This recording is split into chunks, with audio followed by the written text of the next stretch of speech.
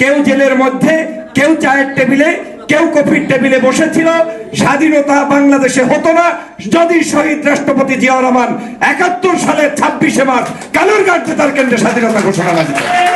তাহলে জাতির ক্লান্তিকাল ছিল ৭১, জিয়ার আবির্ভাব হয়েছে ৭১-এ। ১৯৭৫ সাল একই কায়দায় বাংলাদেশে আবার ক্রাইসিস শুরু হয়েছে। দেখেন, ৭১ থেকে ৭৫ পর্যন্ত জিয়া পরিবার কোন রাষ্ট্রের কোন ধরনের কোন কিছু উপনৌকান গ্রহণ করে নাই, মন্ত্রিত্ব গ্রহণ করে নাই, প্রধানমন্ত্রিত্ব নেয় নাই, কিন্তু ৭৫-এ এসে আবার কিন্তু সেই জিয়া কি প্রয়োজন হয়েছে, সেটার নাম হচ্ছে ৭ই নভেম্বর সিপাহী জনতার বিপ্লব। যখন এই বাংলাদেশকে আবার একটি কুচক্রী মহল কেড়ে নিতে চেয়েছে, দেশকে বিভক্তি করতে চেয়েছে, দেশটাকে ভারতের করদ রাজ্যে পরিণত করতে চেয়েছে, তখন সিপাহী জনতা ঐক্যবদ্ধভাবে জিয়াউর রহমানকে মুক্ত করে আবার বাংলাদেশকে স্বাধীন করেছে। সেজন্য ১৯৭৫-এর ক্রাইসিসেও জিয়া পরিবার। এখন আসেন আরাম আয়েশের জীবন, তো অনেকেই অনেক জায়গায় গেলেন। ১৯৯১ সাল বাংলাদেশের প্রথম মহিলা প্রধানমন্ত্রী। এই দেশে আওয়ামী লীগ একেবারে বাকবাকুম অবস্থা, চেহারা ছুড়াতে মেকআপ করে বসে আছে, যে কোনো মুহূর্তে তারা ক্ষমতায় চলে আসবে। বাংলার জনগণ ৯১-তেও ভুল করে নাই। তারা তখন সিদ্ধান্ত নিয়ে দেশ নেত্রী বেগম খালেদা জিয়াকে বাংলাদেশের প্রথম মহিলা প্রধানমন্ত্রী গণতান্ত্রিক ভোটের মাধ্যমে নির্বাচিত করে আবারও ক্রাইসিস থেকে জাতিকে মুক্ত করেছে। এবং সেই নেত্রী বাংলাদেশের নারী জাগরণের নেত্রী, সেই নেত্রী বাংলাদেশের বহুদলীয় গণতন্ত্রের পুনঃপ্রতিষ্ঠার নেত্রী, সেই নেত্রী বাংলাদেশের জিয়াউর রহমানের আদর্শকে উজ্জীবিত করে বাংলার সকল রাজনীতিকে সুযোগ করে দেওয়ার নাম হচ্ছে দেশনেত্রী বেগম খালেদা জিয়া।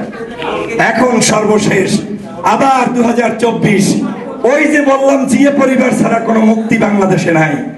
২৪-এ এসেও যেই লোকটা সামনে আপনার কোনো মার্কেটিং না করে, মানুষের কাছে নেতা না সাজে, নিজের জীবনকে বাজি রেখে পরিবার নিয়ে বিদেশে থেকে তার নেতৃত্ব সামনে ফুটানোর চিন্তা না করে, যিনি এই দেশকে আবার মুক্ত করেছেন, ছাত্র জনতাকে সহযোগিতার আহ্বান করেছেন, নির্লসভাবে কাজ করেছেন, অহংকার মুক্তভাবে বাংলাকে আবার স্বাধীন করেছেন, তার নাম জননেতা জনাব তারেক রহমান।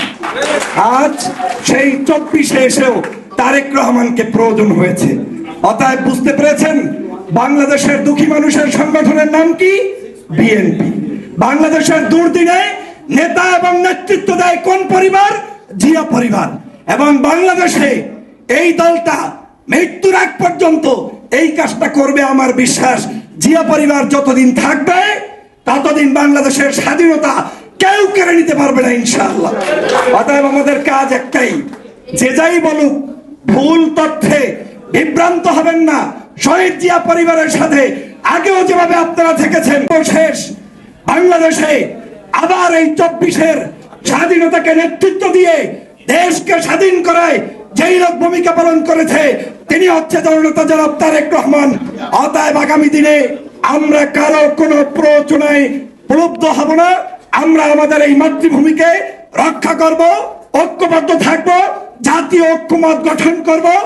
আগামী দিনে নির্বাচনের মাধ্যমে বাংলাদেশে বিএনপি আবারও ক্ষমতায় এসে এদেশের সকল মানুষের ভাগ্যের পরিবর্তন করবে, ইনশাআল্লাহ।